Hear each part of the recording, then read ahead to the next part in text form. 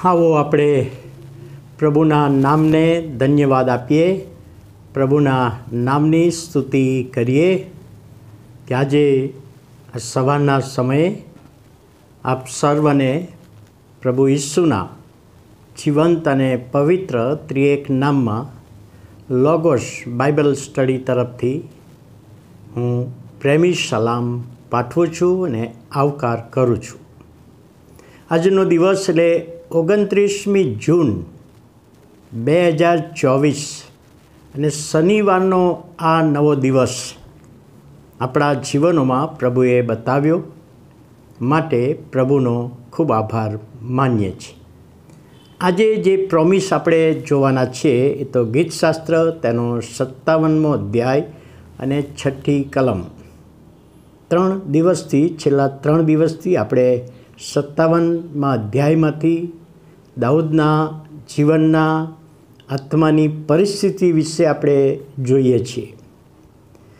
તેઓએ મારા પગને ગૂંચવવા સારું જાડો પાથરી છે અને મારો આત્મા નમી ગયો છે. ત્રીજી બાબત, આપણે 57મા અધ્યાયમાં જોયું હતું કે દાઉદ કહે છે પોતાના આત્માની કઈ પરિસ્થિતિ છે. મારો આત્મા તારે શરણે આવ્યો છે એવું કહ્યું, એવી કબૂલાત કરી કે મારે તારા સિવાય બીજો કોઈ આશરો નથી. બીજી બાબત જે ગઈકાલે આપણે જોઈ કે મારો આત્મા સિંહો મધ્ય છે. સિંહો મધ્ય છે. આ સિંહ અને બાઇબલમાં જે એની ઉપમા આપવામાં આવી એ પણ આપણે જોયું. અને આજે ત્રીજી પરિસ્થિતિ કે છે મારો આત્મા નમી ગયો છે. કઈ પરિસ્થિતિમાં આ કબૂલાત કરે છે દાઉદ? દાઉદના જીવનમાં ઘણી બધી વિકટ પરિસ્થિતિ આવી એ આપણે અત્યાર સુધીના બાઇબલ સ્ટડીમાં, લોગોસ બાઇબલ સ્ટડીમાં આપણે જોયું છે. ઘણી બધી વખતે આપણે સંદેશા પણ સાંભળ્યા છે. શત્રુ સર્વ બાબતે હાજર હતા. કોઈ પણ પ્રસંગ બને ત્યારે એના શત્રુ એની સામે હાજર હતા. અને શત્રુઓએ ઈશાઈના દીકરા દાઉદને ફસાવવા માટે કાળજીપૂર્વકની જુદી જુદી યોજનાઓ તૈયાર કરી. પણ બધી જ યોજનાઓમાં એ નિષ્ફળ ગયા અને દાઉદનો બચાવ થયો. અહીં આગળ લખે છે કે મારા પગને ગૂંચવવા સારું જાડો પાથરી છે.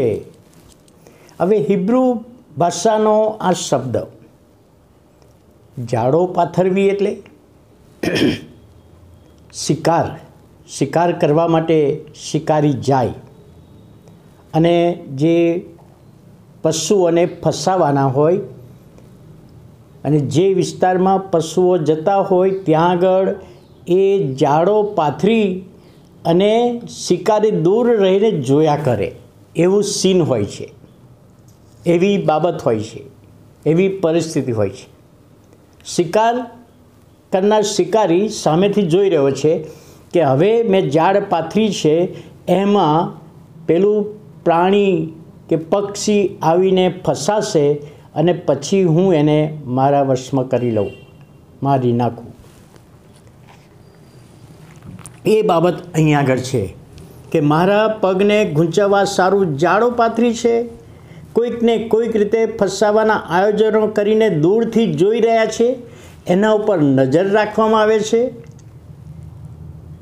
એ પછી સાઉલ હોય કે એના સિપાહીઓ હોય કે બીજા કોઈ હોય, પણ આ જે વખતનું આયોજન છે એમાં દાઉદ ફસાય છે કે નહીં એ દૂરથી જોયા કરે મીન્સ કે એના ઉપર નજર રાખવામાં આવે. એ બાબત અહીંયા લખવામાં આવી છે.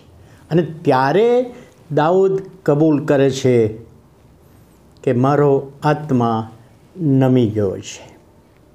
હવે જ્યારે આ કબૂલાત કરીને ત્યારે દાઉદ શત્રુઓની આગળ નમી ગયો છે એવું કહેવા નથી માગતો. એ આપણે સ્પષ્ટ રીતે સમજવું જોઈએ કે દાઉદ કહે છે મને પકડવા સારું, ફસાવા સારું જાળો પાથરી છે, પણ મારો આત્મા નમી ગયો છે. તો એનો અર્થ કે ઈશ્વરની આગળ નમી ગયો છે, ઈશ્વરની આગળ નમ્ર થઈ ગયો છે. એ બાબત અહીં આગળ બતાવવા માગે છે. ઈશ્વરની આગળ દાઉદનો આત્મા હવે નમી ગયો છે, નમ્રતા બતાવે છે.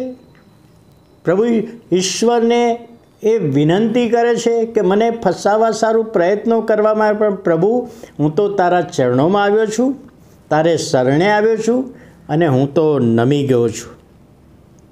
અને આ ગીતમાં 57માં દાઉદ, શત્રુઓ અને યહોવા ત્રણનો ત્રિકોણ આપણને જોવા મળે છે. 57મું ગીત તમે જો એક સાથે વાંચશો ને તો ત્યાં દાઉદ વિશે કેટલીક બાબતો છે, શત્રુઓ વિશે કેટલીક બાબતો છે, અને યહોવા વિશે કેટલીક. આ ત્રણ જણનો ત્રિકોણ છે, અને ત્રિકોણમાં દાઉદ અને યહોવા સાથે છે.